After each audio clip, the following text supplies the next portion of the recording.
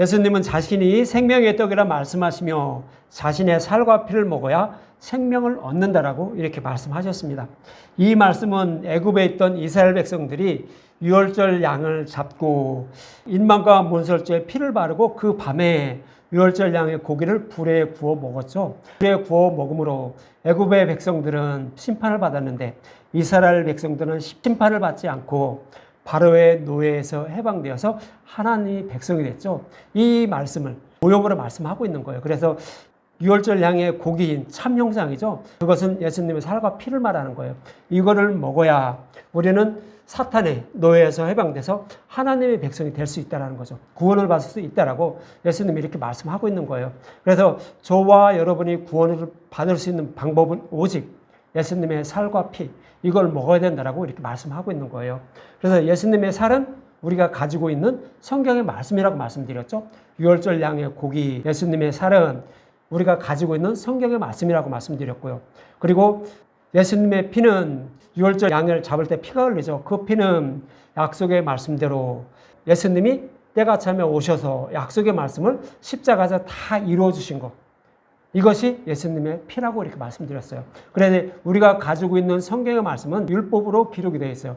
이렇게 하라, 하지 말라라는 그런 말씀이 기록되어 있어요. 그런데 그 말씀 속에는 무엇이 숨겨져 있냐면 예수님의 피, 유월절 양의 피가 숨겨져 있죠. 유월절 양의 죽음, 예수님의 죽음이 숨겨져 있어요. 그래서 예수님의 죽음을 통하여 우리의 죄를 대속해 주시고 우리를 구원해 주신다는 그런 약속의 말씀이 숨겨져 있어요. 그래서 이 피를 우리는 먹어야 우리는 생명을 살릴 수 있다는 거예요. 그래야 우리는 구원을 받을 수 있다고 이렇게 말씀을 하고 있는 거예요. 그래서 다시 말씀드리지만 저와 여러분이 구원을 받을 수 있는 방법, 예수님의 살과 피, 성경의 말씀 속에는 메시아 언약의 말씀을 하고 있는데 그 언약의 말씀대로 예수님이 십자가에서 그것을 다 이루어 주신 것, 이것을 먹고 마셔야 우리는 생명을 얻는다라고, 구원을 받을 수 있는 방법은 오직 이거 한 가지뿐이라고 이렇게 예수님은 말씀을 하고 있는 거예요. 그래서 이 말씀을 듣자 많은 사람들이 떠나가게 되고, 그리고 또 제자들도 이런 생각을 했다라고 하죠. 오늘 본문 60절과 61절에 보면 제자 중 여럿이 듣고 말하되 이 말씀은 어렵도다 누가 들을 수 있느냐 한데 예수께서 스스로 제자들이 이 말씀에 대하여 수군거리는 줄 아시고 이르시되 이 말이 너에게 걸림이 되느냐 이렇게 말씀하고 있어요.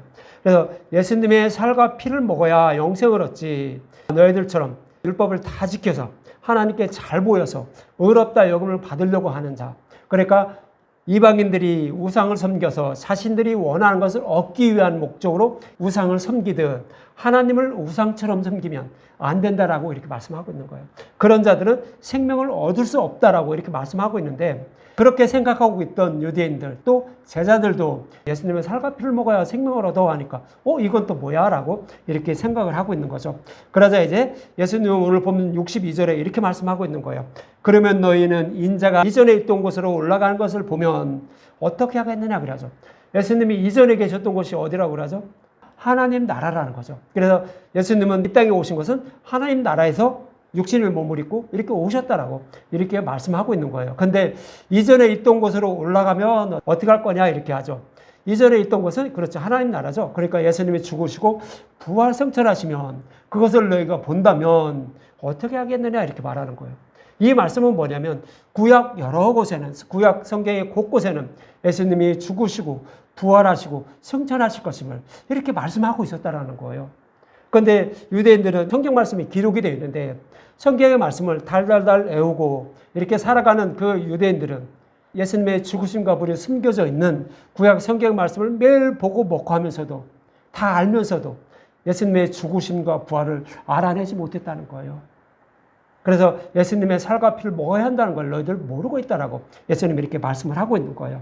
그러면은 예수님이 죽으시고 부활할 것을 가장 잘 설명하고 있는 것이 어디였어요? 레위기 23장이에요. 레위기 23장은 절기에 대해서 말씀하고 있어요. 예수님이 죽으시고 부활 승천하시고 또 성령님이 오셔서 우리가 복음을 전하고 많은 사람들이 죄사함을 받고 그리고 그 구원받은 하나님의 백성들이 하나님 나라에 수상될 것을 말씀하고 있는 것이 바로 레위기 23장이에요. 그러면 레위기 23장을 다 공부를 했는데 그 중에 이제 23장 부활절에 대한 레위기 23장 9절에서 14절을 볼 거예요. 레위기 23장 9절에서 14절 다시 한번 설명을 드릴게요. 레위기 23장 4에서 8절은 유교절과 무교절, 유월절과 무교절을 지키라라는 이런 말씀이 있어요. 이 말씀은 예수님이 유월절 양이 되셔서 십자가에서 대속제물로 죽으시는 것을 말하죠. 그래서 유월절 양의 고기인 이 예수님의 살과 피 이거 뭐야? 너희들 구원을 받아 이거 잊지 마라 라는 뜻이 유월절과 무교절의 의미예요. 그리고 나서 이어지는 말씀이 이제 9절과 14절이거든요.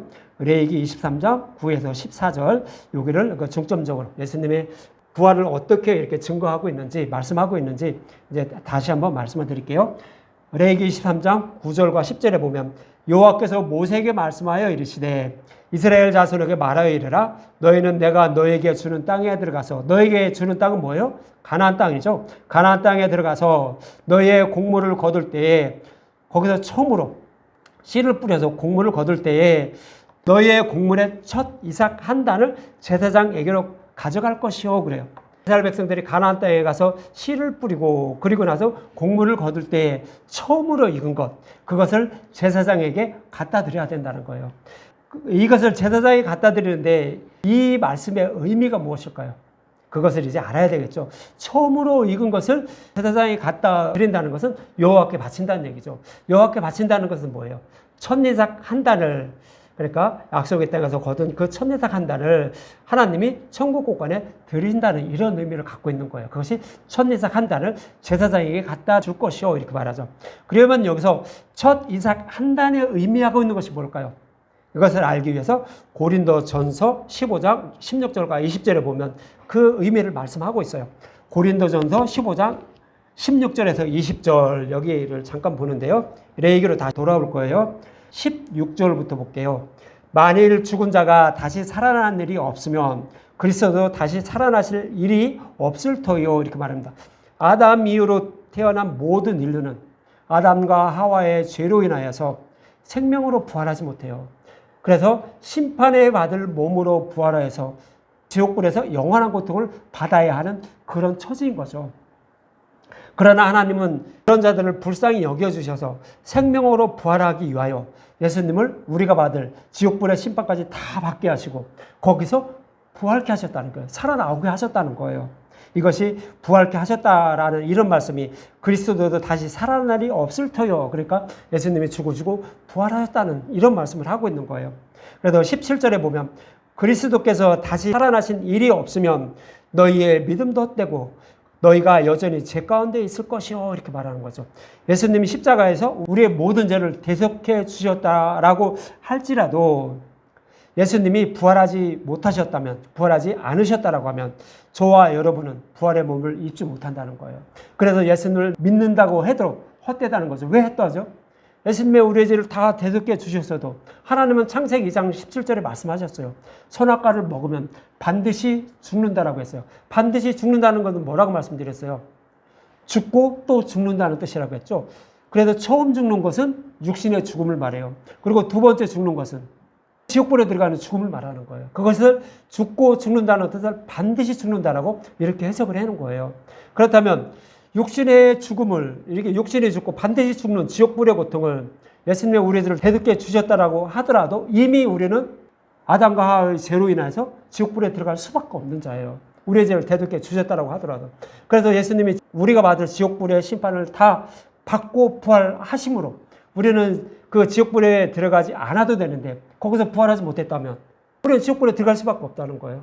예수님이 우리를 품에 안으시고 십자가에서 죽으시고 우리의 죄를 다 대속해 주시고 그 다음 또 하나 대속해 줄 게 있죠. 지옥불의 고통. 이걸 예수님이 다 받으셔야 되는 거예요. 그리고 부활하셔야 되는 거예요. 그런데 거기서 부활하지 못했다면 우리는 지옥불에 들어가서 영원한 고통 받아야 된다는 거예요. 우리의 믿음도 헛되다는 거예요. 예수님을 믿고 우리는 생명으로 부활해야 되는데 예수님이 부활하지 못하면 우리는 지옥불에 들어갈 수밖에 없다는 거예요. 그래서 우리의 믿음도 헛되고 여전히 뭐라고요? 죄 가운데 있다고요. 그래서 지옥불의 심판을 받을 수밖에 없다라고 이렇게 말씀하고 있는 거예요. 그런데 예수님이 어떻게 됐다고요?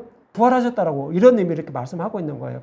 그러면서 18절과 19절에 보면 또한 그리스도 안에서 잠자는 자도 망하였으리니 만일 그리스도 안에서 우리가 바라는 것이 다만 이 세상의 삶뿐이면 예수님을 믿는 목적 이 세상의 삶을 위해서만 이렇게 믿고 있다면 모든 사람 가운데서 우리가 더욱 불쌍하다고요. 직분의 고통을 우리가 면하지 못한다는 것은 우리는 더욱 불쌍한 자라고 이렇게 말씀하고 있는 거예요. 그럼 여기서 잠자는 자라는 것은 뭐예요? 여러분들 다 아시죠? 잠자는 자라는 것은 예수님이 부활하시기 이전에 복의 말씀을 믿고 아브라함처럼 약속의 말씀을 믿고 육신이 죽은 자들이죠. 그런 자들을 잠자는 자라고 그래요. 그러나 예수님을 믿지 않고 죽은 자들은 어떻게 해요? 사망한 자, 죽은 자라고 이렇게 말하죠. 그런데 이제 잠잔다, 구원받을 그런 믿음을 가지고 육신이 죽은 자, 이런 자들을 성경에서는 잠잔다라고 이렇게 표현을 해요.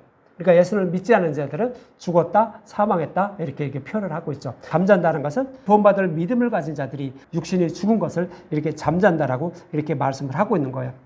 그러나 이렇게 예수님은 지옥불의 고통도 다 받으시고 부활하심으로 예수님을 믿는 저와 여러분과 또 그리스도 안에서 잠자는 자들도 이제 지옥불의 고통을 받지 않고 생명으로 부활하는 그런 부활의 몸을 입게 되었다라고 고린도전서 15장 20절에 이렇게 말씀하고 있는 거예요. 그러나 이제 그리스도께서 죽은 자 가운데서 다시 살아나다 잠자는 자들의 첫 열매가 되셨도다라고 이렇게 말씀을 하고 있는 거예요. 잠자는 자의 가장 대표적인 인물이 누구죠? 아브라함이잖아요. 그렇죠. 아브라함은 어떻게 됐어요? 여호와를 믿었죠. 약속의 말씀을 믿었어요. 그리고 나서 그가 죽을 때 어떻게 됐죠? 밭이 딸린 막벨라 굴을 샀어요. 밭이 딸린 막벨라 굴이라는 것은 뭐예요? 죽은 자들이, 잠자는 자들이 들어가서 거기서 잠을 자고 있는 거죠. 밭은 뭐예요? 밭은 하늘의 밀이 되어 땅에 떨어져 주고 많은 열매를 맺게 하기 위해서 예수님이 오신다는 거죠. 그래서 그 밭에 예수님이 죽으시고 부활하셔서 많은 열매를 맺는 그런 것을 죽어서도 보고야 말겠다는 그런 믿음을 가진 자예요. 그러니까 천국을 소망하면서 살아가는 자죠. 그게 누구였어요? 아브라함이잖아요. 아브라함이 그래서 잠자는 자의 대표로 이렇게 말씀을 하고 있는 거예요. 이렇게 아브라함처럼 생명으로 부활하기를 소망하며 살아가는 자들이 살아가는 땅, 그 땅이 어디예요? 약속의 땅, 가나안 땅이에요. 내가 너에게 주는 땅, 이렇게 말씀을 하고 있는 거예요. 그래서 저와 여러분도 천국을 소망하며 살아가면 우리는 하나님이 주시는 땅에 거하는 자들이죠. 천국을 소망하며 살아가는 자들이 거하는 땅, 살아가는 땅. 그곳은 어디예요?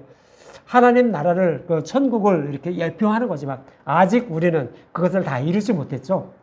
그러니까 어떻게 해요? 천국을 소망하며 살아가는 땅을 가나안 땅으로 이렇게 말씀을 하고 있는 거, 모형으로 이렇게 말씀을 하고 있는 거예요.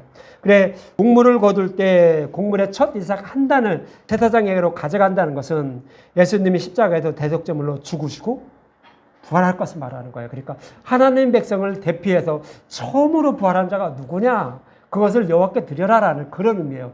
그러니까 하나님 백성, 모든 백성을 대표해서 처음으로 죽으시고 부활하신 분이 누구예요? 예수님이에요. 예수님을 갖다 제사장에게 드려라라는 그런 의미를 담고 있는 것이 첫 이삭 한 단을 제사장에게 갖다 줄 것이요 이렇게 말하는 거예요.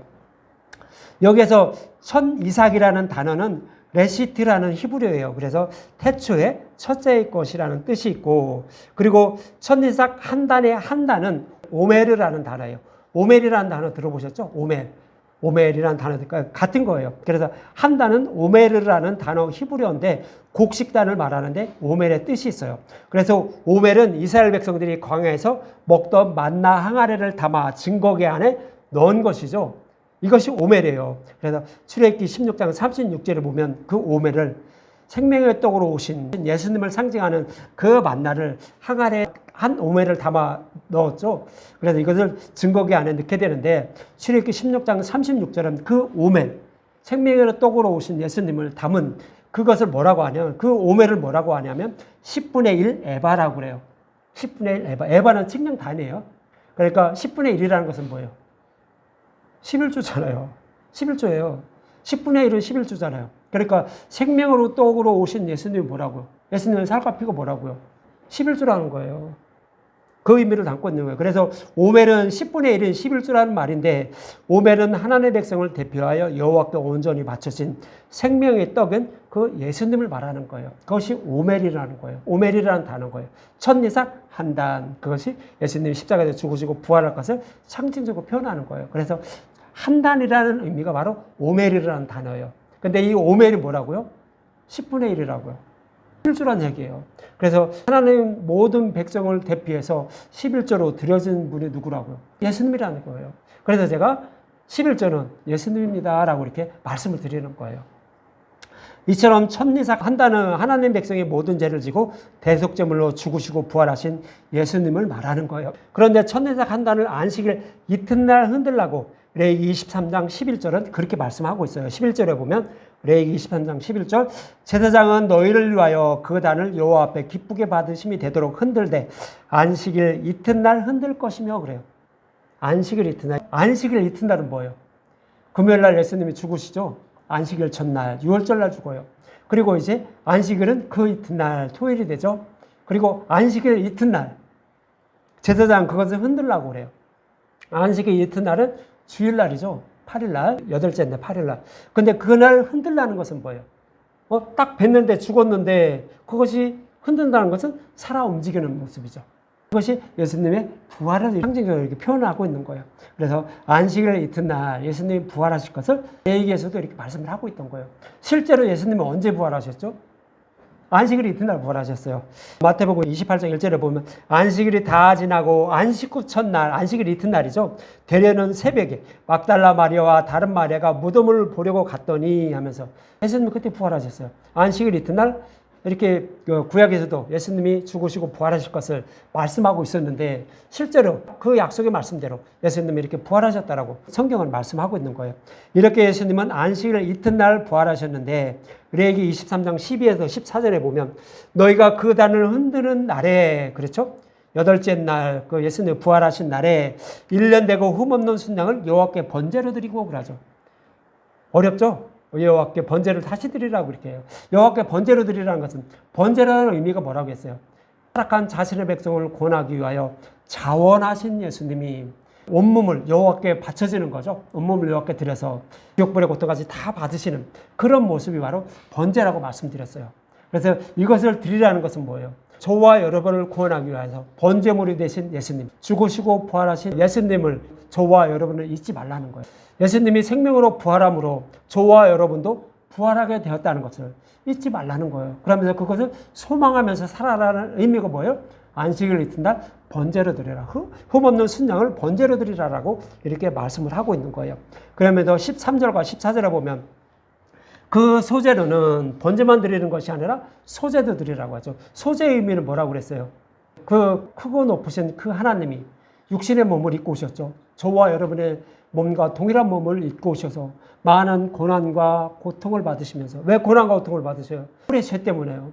그 고난과 고통을 받으시면서 십자가에서 죽으시는 모습이에요. 그것이 소제의 삶이에요.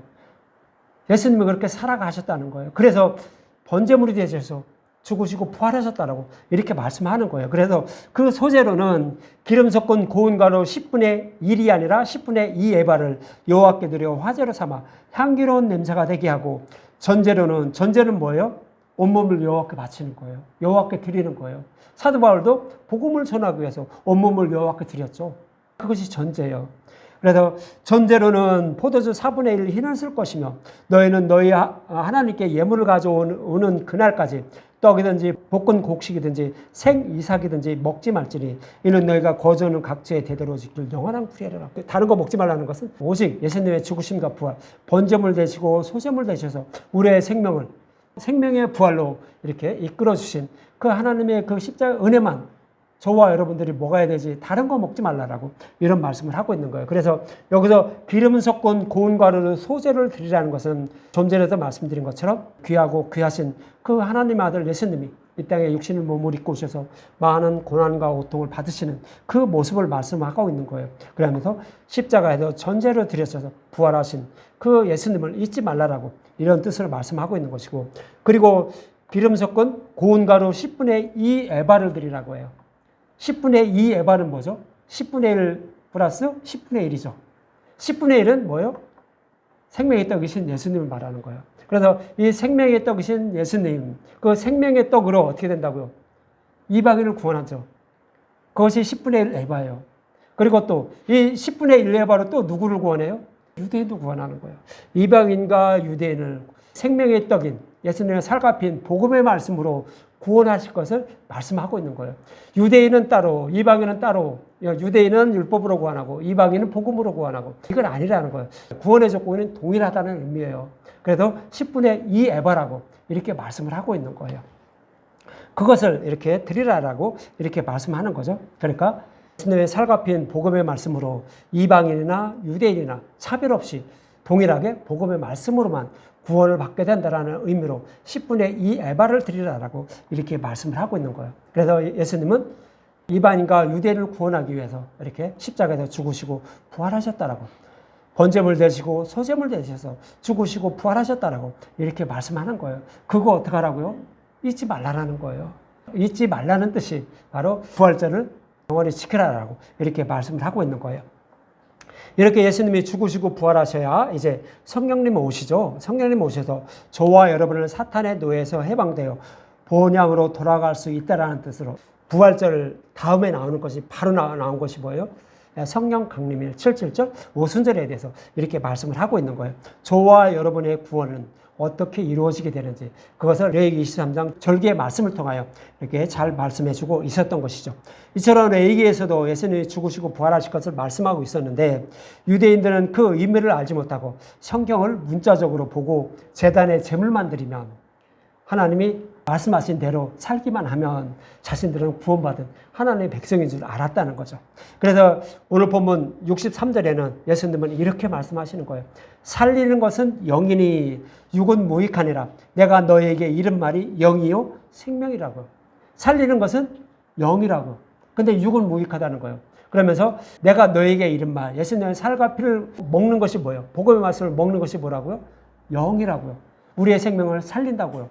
그거 아니면 우리가 살아나지 못한다는 거예요. 다른 것으로는 우리의 생명을 살릴 수 있는 방법은 없다는 거예요. 그럼 육은 무익하다는 것은 뭐예요?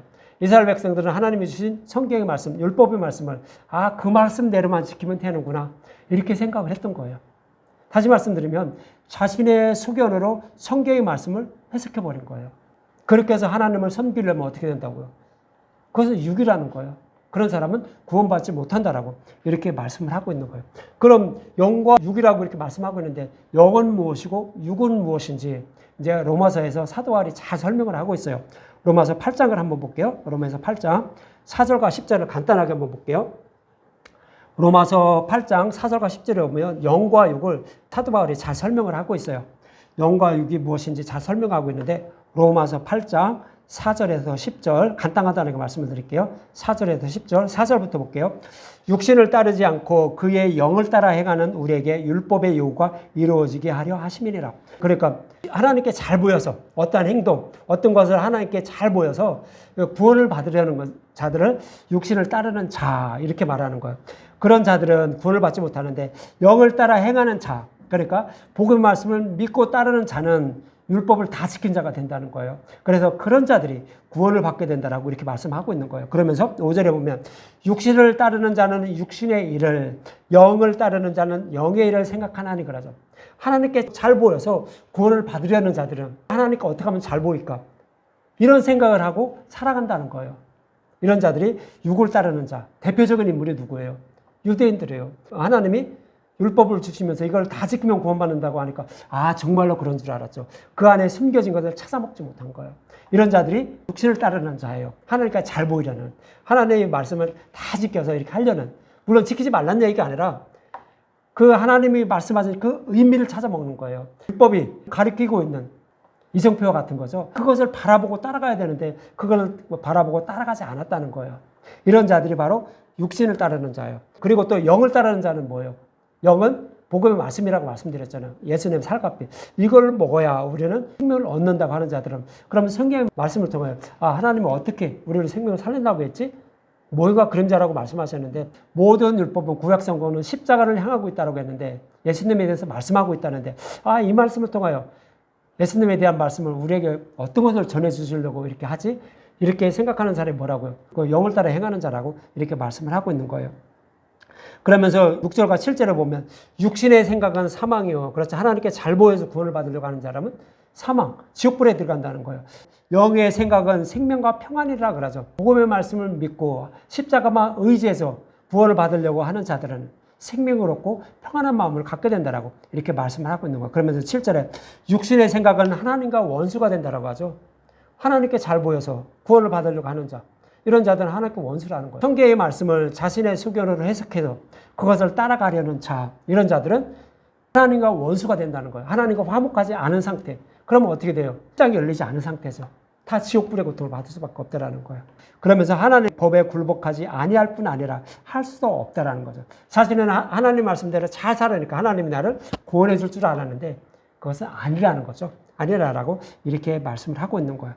그래서 복음을 믿고 따라야만 하나님과 원수되었던 자들이 저와 여러분들이었죠. 복음을 믿기 전에, 예수님을 믿기 전에는 하나님과 원수가 되었는데 예수님을 믿음으로, 복음의 말씀을 믿음으로, 예수님의 살과 피를 먹음으로 우리는 십자가에서 휘장을 열어줘서 하나님과 화목하게 해주셨잖아요. 이렇게 돼서 우리는 하나님과 화목하게 돼서 우리는 생명을 얻을 수 있다라고 이렇게 사도 바울은 말하는 거예요. 그러면서 로마서 8장 8절에 보면 육신에 있는 자들은 하나님을 기쁘게 할 수 없다라고요. 그렇죠. 하나님께 잘 보여서 구원을 받으려고 하는 사람들, 이런 사람들은 하나님을 기쁘게 하지 못한다는 거죠. 왜요? 하나님을 기쁘게 해드리는 방법은 뭐예요? 하나님과 화목하게 하는 방법이에요. 십자가를 믿는, 예수님의 사과 피를 먹어서 예수님을 믿는 자들인데 그렇지 않는 자들은 하나님과 원수죠. 그렇게 기쁘게 해드리지 못한다라고 이렇게 말씀을 하고 있는 거예요. 요한복음 3장에도 예수님이 말씀하셨죠. 니고데모가 밤에 찾아왔는데 거듭나는 거 아니? 물과 성령으로 거듭나야 돼 그래요. 요한복음 3장 6절에 이렇게 말씀하셔요. 육으로 난 것은 육이요. 그렇죠. 성경의 말씀을 자신의 소견대로 율법의 말씀 그대로 살면 하나님 기뻐하는 줄 알았죠. 계명을 주면서 이대로 살아라 라고, 그러면 너희는 나의 백성이 되고 나는 너희 하나님이 될 거야. 신의 산에 이렇게 약속을 했는데 그렇게 할게요 라고 하면서 그렇게 살아가는 사람이 뭐라고요? 니고데모 같은 유대인들이었어요. 이스라엘 백성들이었어요. 그런 사람들이 뭐라고요? 육으로 난 것은 육이라는 거예요. 성경의 말씀을 육적으로 해석해서 너희들 이렇게 하나님을 기쁘게 해드리려고 했지, 그 말씀을 하고 있는 것이 육으로 난 것은 육이요. 그러면서 영으로 난 것은 영인이라고 이렇게 말해요. 영으로 난 것은 뭐예요? 하나님의 말씀, 복음의 말씀이죠. 이것을 먹고 거듭난 사람이 영이라는 거예요. 하나님의 백성이라는 거예요. 근데 이 영으로 난 것은 영인이라는 거에서 영이라는 단어는 성령님을 가리키는 말씀을 하고 있는 거예요. 성령을 가리키는 그런 단어예요. 그래서 성령으로 난 사람이 영이다라고, 하나님의 백성이라고 이렇게 말씀하고 있죠. 그래서 영으로 난다는 것은 복음의 말씀을 우리가 듣고 먹을 때 성령님이 오셔서 깨닫고 믿게 해요. 마음에 새겨주는 거예요. 그렇게 되면 우리는 예수님을 믿게 돼요. 그래서 우리는 영으로 나서 영의 사람이 되겠다라고 이렇게 말씀을 하고 있는 거예요. 그런 사람이 영의 사람이라는 거예요. 하나님의 백성이라는 거예요. 그래서 로마서 8장 9에서 10절에 이렇게 말씀하고 있는 거예요. 만일 너희 속에 하나님의 영이 거하시면, 하나님의 영은 성령을 말하는 거죠. 복음의 말씀을 말하기도 하고 성령을 말하기도 이렇게 말해요. 그러니까 복음의 말씀이 너희 안에 있으면, 성령님도 너희 안에 있으면 너희가 육신에 있지 아니하고 영에 있나니 누구든지 그리스도의 영이 없으면 그리스도의 사람이 아니라, 성령님이 찾아오셔야만 복음의 말씀을 듣고 깨달아 믿게 되기 때문에 성령님이 오셔야만, 하나님의 영이 있어야 되면, 영이 있는 사람만 그리스도의 사람이라고, 구원받은 사람이라고 이렇게 말씀을 하고 있는 거예요. 또 그리스도께서 너희 안에 계시면 몸은 죄로 말미암아 죽은 것이나 영은 의로 말미암아 살아있는 것이라. 그렇죠. 우리의 몸은요 다 죄덩어리들이에요. 그래서 우리는 지옥불의 심판을 받을 수밖에 없어요. 그 누구도, 어떤 사람도 죄에서 벗어날 수가 없어요. 그래서 몸은 죄로 말미암아 죽었다는 것은 아담 이후로 태어난 모든 사람들은 다 죄에 묶여있는, 죄에 거하는 그런 사람들이에요. 그래서 그렇게 말씀하고 있는 거예요. 그래서 죄를 범하지 않고 의로운 사람이 하나도 없는 그런 말씀을 하고 있는 거죠. 그래서 하나님의 영, 그리스도께서 저와 여러분 안에 계셔야만 우리는, 몸은 죄로 말미암아 심판받아 마땅하지만 죽은 자들이지만 하나님이 내 안에 거하심으로 복음의 말씀을 믿는 자가 되므로 우리는 살아있다라고 이렇게 로마서에서 사도 바울이 이렇게 말씀을 하고 있는 거예요. 그러면 오늘 본문으로 들어와서 본문 64절과 65절에 예수님은 이렇게 말씀하셔요. 그러나 너희 중에 믿지 아니하는 자들이 있느니라 하시니, 이는 예수께서 믿지 않은 자들이 누구며 자기를 팔 자가 누구인지 처음부터 다 안다는 거예요. 아니, 그들이 복음의 말씀을 믿는지 안 믿는지 나중에 아는 것이 아니라 이미 처음부터 다 안다는 거예요. 그리고 누가 예수님을 팔자인지도 처음부터 다 안다는 거예요. 이 말씀은 뭐예요? 창세전에 이미 택한 자들은 구원을 받을 것이고 창세전에 택한 자가 누구인지 안다는 거예요. 그리고 택하지 않은 자가 누구인지 안다고 이렇게 말씀을 하고 있는 점. 그러면서 65절에 보면 또 이르시되 그러므로 전에 너에게 말하기를 내 아버지께서 오게 하여 주지 아니하시면 누구든지 내게 올 수 없다 하였노라 하시니, 아버지가 내게 예수님께 오게 해야만 예수님을 믿고 예수님의 살과 피를 먹고 구원을 받을 수 있다는 거예요. 이 얘기는 뭐냐면 창세전에 택함을 받은 자들이 있다는 거예요. 창세전에 택함 받은 자들이 누구였어요? 가장 대표적인 인물들이 이스라엘 백성들이죠. 그래서 애굽에 있을 때 첫 번째 흑암재앙에서 어떻게 돼요? 이스라엘 백성이 있는 곳은 빛이 있었고 애굽 백성들이 있는 곳은 흑암이 가득했죠. 흑암이 가득하다는 것은 태양이 안 떠올랐다는 얘기로 이렇게 상상하시면 안 돼요. 아, 빛이신 예수님이 그들을 보호하지 않고 계시다는 거예요. 복음을 모른다는 거예요. 그들은 심판받아 마땅한 자들이라는 거예요. 그런데 이스라엘 백성들은 거기 거하는 땅에는 빛이 있었다는 것은 빛이신 예수님이 그들을 보호하고 계셨다는 거예요. 창세전에 이미 택함을 받은 자와 또 택함을 받지 못할 자, 심판받을 자들을 이미 하나님은 구분해 놓으셨다는 거예요. 그래서 그런 말씀으로 이렇게 본문에서 말씀을 하고 있는 거예요. 이 말씀을 듣고 많은 사람들은 예수님을 따르다가 떠나가게 되고 이제 제자들만 남았죠. 그러면서 오늘 보면 66절과 71절 이렇게 말해요. 그때부터 그의 제자 중에 많은 사람이 떠나가고 다시 그와 함께 다니지 아니하더라. 예수께서 12제자에게 이르시되 너희도 가려느냐? 시몬 베드로가 대답하여 주여, 대답하되 주여, 영생의 말씀이 주께 있사오니 우리가 누구에게로 가오리까? 우리가 주는 하나님의 거룩하신 자인 줄 믿고 알았었나이다. 그러죠. 베드로는 알았다는 거죠. 그렇게 예수님이 이렇게 말씀하시는 거예요. 예수께서 대답하시되 내가 너희 12를 택하지 아니하였느냐? 택했기 때문에 베드로가 주여, 영생의 말씀이 주께 있는데 우리가 누구에게 가리까 하면서 예수님은 하나님의 거룩하신 자라고 이렇게 베드로는 고백할 수 있었던 거죠. 왜요? 어떻게 돼요? 택하셨기 때문에 그렇다라고 이렇게 말씀하고 있는 거예요. 그래서 예수님 이렇게 말씀하시죠. 예수께서 대답하시되 내가 너희 12를 택하지 아니하였느냐? 그러나 너희 중에 한 사람 뭐라고요? 마귀니라 이렇게 말하죠. 이 말씀은 가론 시몬의 아들 유다를 가리키심이라. 그는 12 중에 하나로 예수를 팔자더라 이렇게 말해요. 그러니까 하나님의 택한 백성들은 이렇게 자기가 듣기 싫어하는 이런 말씀을 들어도 복음의 말씀을 전할 때 떠나지 않는다는 거죠. 왜 떠나지 않아요? 택해서 그것을 먹을 때 그들을 믿음에 이르게 하기 위해서 떠나지 않게 만들어 주시는 거죠. 그렇게 말씀을 하고 있는 거예요. 이처럼 육신의 것을 얻기 위하여 예수님의 이름을 부르지 말고 영의 말씀인 복음의 말씀을 듣고 깨달아 천국에 들어가기 위하여 예수님의 이름을 불러야 한다고 이렇게 말씀하시자 많은 사람이 예수님을 떠나갔다라고 오늘 본문에 말씀하고 있는 거예요. 그러면서 제자들은 그렇지 않았다라고 이렇게 말씀하고 있죠. 그렇다면 여러분은 성경의 말씀을 통하여 무엇을 얻을 목적으로 성경의 말씀을 보고 또 복음의 말씀을 듣고 계시는지 한번 잘 생각을 해보시기 바랍니다. 모든 성경의 말씀은 예수님이 십자가를 통하여 저와 여러분들을 어떻게 구원하여 주실 것인지를 여러 가지 모형과 그림자로 반복해서 이렇게 말씀하고 있습니다. 그리고 기록된 말씀대로 때가 참에 예수님은 육신의 몸을 입고 오셔서 십자가에서 그 약속하신 말씀을 다 이루어 주신 거예요.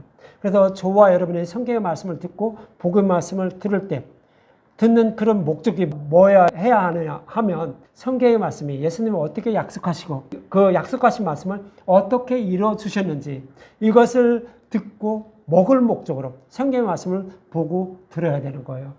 그렇지 않고 성경 말씀을 많이 먹으면 또 목사님 설교만 많이 들으면 나는 믿음이 이래 된 사람이야 라고 이렇게 생각하고 듣게 되면 아무런 수확을 얻지 못해요. 육신의 사람들이에요. 그런 사람들은. 그래서 어떻게 성경의 말씀을 어떻게 약속하시고 어떻게 이루어주셨는지 이것이 뭐라고 했어요? 예수님의 살과 피예요. 이걸 먹고 마셔야 우리는 아 그렇구나. 하나님이 이렇게 약속하시고 이렇게 약속을 이루어주셨으니까 하나님이 정말로 살아계시구나 라는 것을 우리는 믿을 수가 있는 거예요. 왜요? 약속한 것은 반드시 이루어주셨기 때문에. 성경은 그렇게 기록이 되어 있어요. 그걸 먹어야 예수님이 살아계심을 믿고 우리는 믿음에 이르게 돼서 우리는 생명을 얻을 수 있다라고 이렇게 말씀을 하고 있는 것입니다. 이 말씀이 복음의 말씀으로 생명의 말씀이며 영의 말씀임을 여러분들 잊지 마시고 복음의 말씀만 먹고 마셔서 생명을 얻는 저와 여러분들이 되셨으면 합니다.